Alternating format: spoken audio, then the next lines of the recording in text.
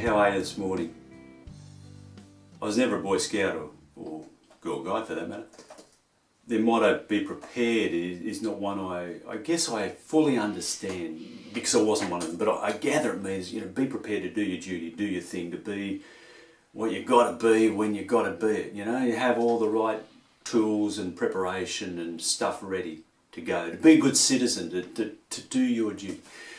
And I guess that flows over into a lot of life in management, consulting and corporate, development and training, about being efficient and effective and in control.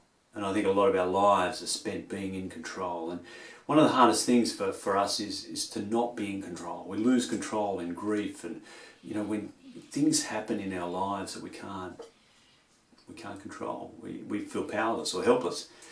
It's a hard place to be, and I guess in COVID-19 we've lost a lot of control, and maybe that's what a lot of the protests around the world are really about, whether it's the Black Lives Matter, having lost control, that they feel this institutionalised racism, it's wrong, it's bad, and it's killing people. And it's not that other lives don't matter either, but this is a particular problem that's facing a particular group of people that's very serious. But also the protests about individual freedoms and rights, even in the midst of the COVID-19 world, that we have a right to gather and to do our thing. It's really hard to give up our rights, our individuality, for the sake of well-being of the common good of all people in this COVID-19 strange world. But that's the world we live in, and it's hard for us to give up. And yet, in the midst of this story today from Matthew's Gospel, where Jesus talks about the people are like a sheep without a shepherd, a leader who's not good, who doesn't bring wisdom and life, and someone like Mother Teresa or Gandhi or Nelson Mandela, Martin Luther King. We have so many leaders in our world that are narcissistic, egotistical, dominating, abusive, and all that sort of stuff, and you can see the chaos that flows out of that.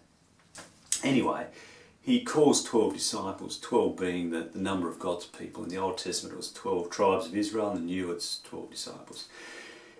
And they go around with Jesus, and he proclaims this reign of God that's all around us, that's here at its hand, it's here. And he reveals this reign of God in healing the sick, in casting out demons, in cleansing lepers, in giving blind their sight and lame to walk, and embracing people into its beauty and its wonder and its love and its inclusivity.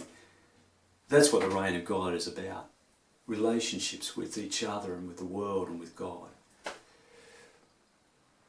And in the midst of it, he sends those disciples out and says, look, I want you to go out. I want you to do what I've been doing. What you've seen me do, I want you to do.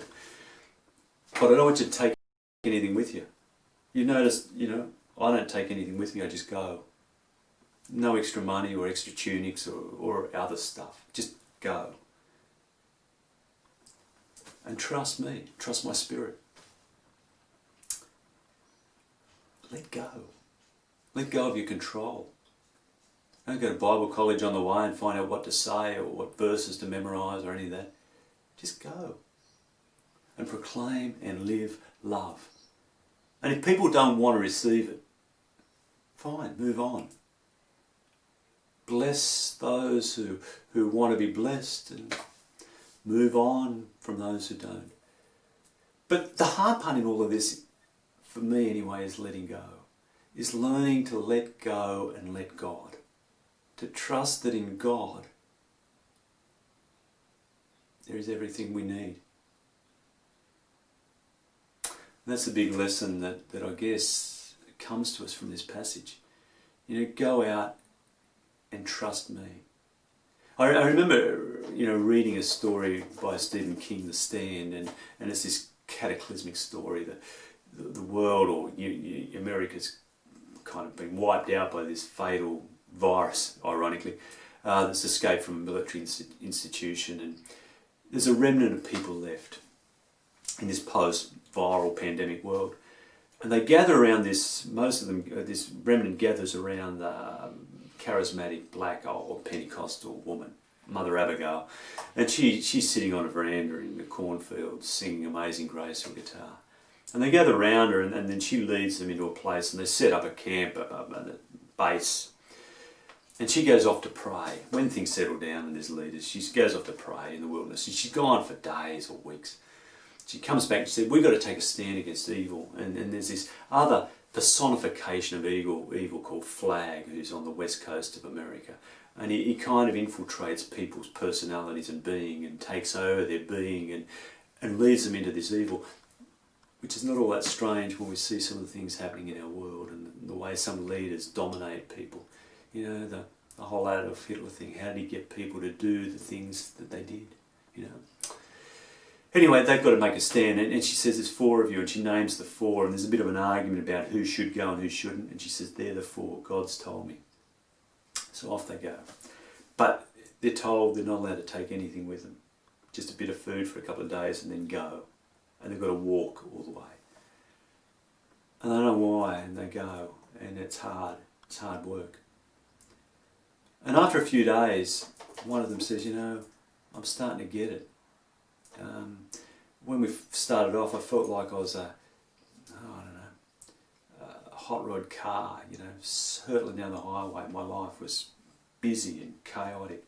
It was like this car was hurtling down. It had its high beam on, its air conditioning blaring, flaring out, the radio on full bore, something on the cigarette lighter, you know, going, and the wipers going, and everything's going, running the battery down. But after 4 days, I feel like all of that stuff switched off, and my battery, the battery that is me, is regaining life.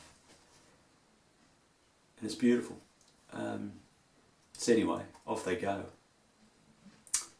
Walking. They're feeling the peace in order to make a stand. And what they realise is they've got to let go and trust, because they don't have the tools, they don't have the weapons, they don't have anything. It's just them. And the Spirit of God in them. And that's what we're called to do. And the story from Genesis is about, you know, this couple, Abram and Sarai, are called by probably what feels like a tribal deity, Yahweh, to go to this place, to leave everything you've got, pack it all up and go, leave your home and go. Go to the place that I'll tell you and you'll find a home there. Where are we going? Don't worry, I'll let you know when you get there. And they just journey. They just journey. They trust and they journey. It's about letting go. And I don't know about you, but I find letting go really hard.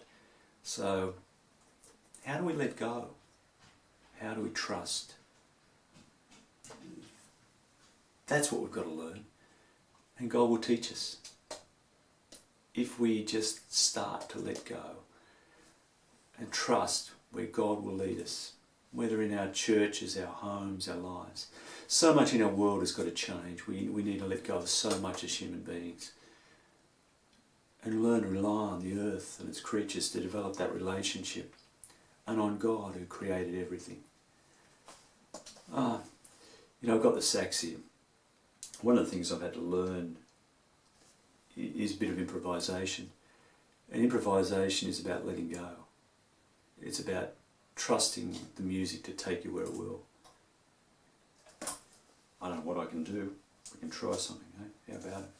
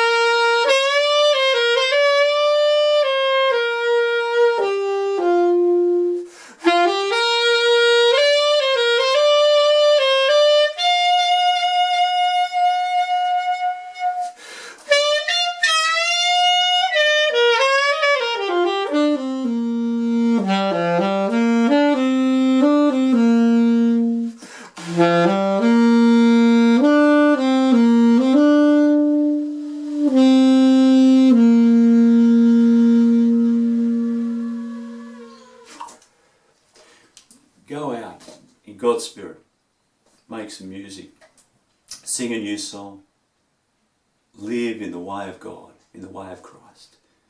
Proclaim good news that the reign of God is here, the reign of love and hope and peace. Go and live it, experience it, and share that experience of love and relationship and life and inclusivity and peace and justice with everyone you meet. And God be with you. Amen.